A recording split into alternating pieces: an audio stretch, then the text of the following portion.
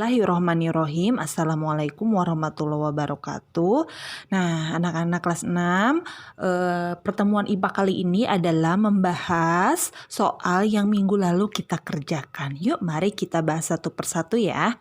Kita mulai dari nomor 7. Pemerintah menetapkan bahwa Taman Nasional Ujung Kulon merupakan daerah yang melindungi salah satu hewan langka Indonesia, yaitu badak bercula 1. Pelestarian sumber daya alam sesuai dengan habitat aslinya seperti hal itu disebut A. Pelestarian in situ, ex situ, alami atau ekosistem. Kita bahas satu persatu ya. In situ adalah pelestarian sumber daya alam yang sama seperti habitat aslinya. In, di dalam ya. In situ. Kalau ex situ, pelestarian sumber daya alam yang dipindahkan hewan atau tumbuhannya di tempat lain dan menyerupai habitat aslinya. Nah, sampai sini kita sudah ketahui jawabannya adalah pasti in situ. Kenapa? Karena sesuai dengan habitat aslinya dan di tempat itu juga. Nomor 8. Berikut ini yang bukan usaha pelestarian sumber daya alam. A. Taman kota, B. Taman nasional, C. Cagar alam, D. Suaka Marga Satwa. Ya, jelas karena bukan berarti yang di antara keempat ini yang bukan pasti adalah taman kota, karena taman kota adalah fungsinya untuk sarana hiburan, olahraga, untuk penghijauan kota itu ya. Sedangkan ini pelestarian sumber daya alam. Baik, 9. Ina membaca berita di koran tentang perlawanan orang hutan terhadap manusia yang akan membangun jalan di daerah Kalimantan. Orang hutan tersebut mengganggu kerja alat-alat berat yang digunakan membangun jalan. Akibatnya pekerjaan proyek itu menjadi terganggu. Orang hutan melawan manusia karena habitatnya telah banyak berkurang. Hal ini membuat jumlah orang hutan menjadi terus berkurang. Faktor yang dapat menyebabkan habitat orang hutan menjadi berkurang adalah, kita coba periksa A, B, apa C, apa D. A. Pembentukan hutan lindung. Itu jelas tidak ya, karena ini adalah pertanyaannya faktornya menyebabkan orang hutan menjadi berkurang. Ini jelas tidak ya. B. Penangkaran hewan langka. Penangkaran namanya berarti hewan langkanya dikumpulkan lalu ditangkar di dalamnya. Ini tidak ya, tidak termasuk.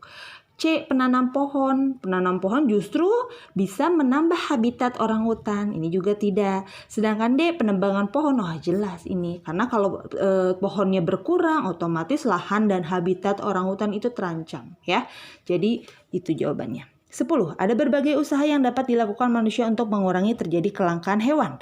Berikut ini yang merupakan cara pelestarian makhluk hidup adalah A. Memelihara hewan langka di rumah. Tidak ya.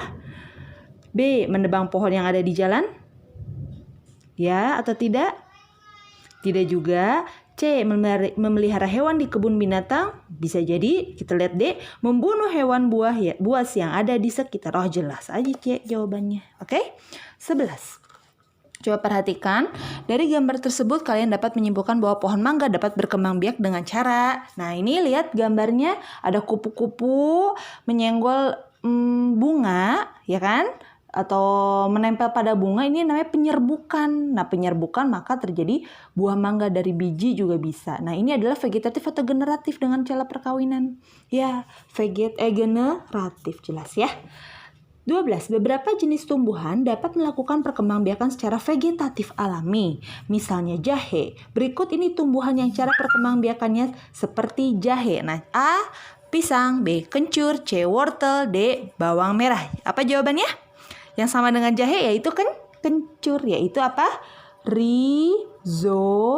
Sedangkan pisang dengan cara tunas. Wortel dengan umbi akar. Ya. Sedangkan bawang merah umbi lapis. Oke, jadi jawabannya B. 13. Berikut ini cara perkembangbiakan yang dapat menghasilkan jenis tumbuhan baru bersifat unggul. Coba kita lihat gambar yang A. Ini dengan cara apa?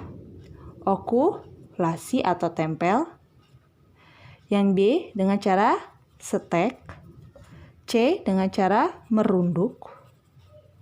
D dengan cara cangkok. Nah, di sini tujuannya adalah menghasilkan jenis tumbuhan baru yang bersifat unggul.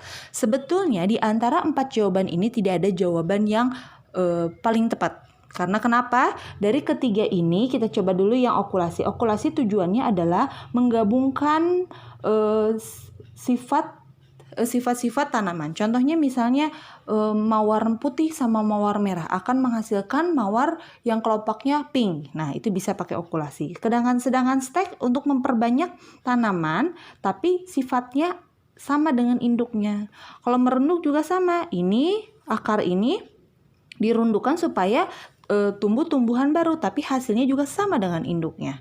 Cangkok pun sama. Cangkok menghasilkan tumbuhan baru, tapi sama dengan induknya. Kelebihannya adalah dia lebih cepat berbuah gitu. Sebetulnya jawabannya adalah menganten atau menyambung ya. Itu karena tujuannya menghasilkan jenis tumbuhan bersifat unggul ya. Jadi ini dianulir. Oke, karena ini sama-sama hasilnya nanti sama dengan induknya, kecuali yang ini nih. Yang okulasi tumbuhan baru tapi dengan sifat-sifat yang sama dengan induknya. Kalau tujuannya untuk menghasilkan tumbuhan baru yang bersifat unggul adalah menganten. Nah, kita lihat di sini. Lanjut ke halaman 185 yang muatan IKPA. 3. Badak bercula 1, harimau Jawa, dan komodo merupakan contoh hewan yang mulai langka. 3 faktor penyebab kelangkaan hewan adalah, nah di sini dia minta 3 ya. Kita beri contoh apa? Pertama, perburuan liar. Nah, perburuan liar lama-lama hewannya akan hilang ya atau akan punah. Kemudian pembalakan hutan. Karena hutannya merupakan habitat dari tumbuhan, nah karena habitatnya tidak ada, otomatis hewannya pun akan berkurang. Ketiga, bisa polusi. Kenapa polusi termasuk? Karena polusi itu juga bisa mengganggu atau mengganggu ekosistem dan habitat tumbuhan atau hewan tersebut ya. Itu contohnya 3 dan sisanya kalau mau cari lagi ada. Coba cari ya. 4. Suatu kawasan pelestarian alam yang mengoleksi hewan dan tumbuhan dan digunakan untuk tujuan pendidikan, kita garis bawahi, ilmu pengetahuan, budaya, pariwisata dan rekreasi adalah, nah di sini ada kata kuncinya, pendidikan, ilmu budaya, ilmu pengetahuan, budaya, pariwisata dan rekreasi, yaitu adalah ya taman nasional. Nah, taman nasional contohnya Taman Nasional Waikambas, Taman Nasional Ujung Kulon, di situ untuk tujuan itu ya.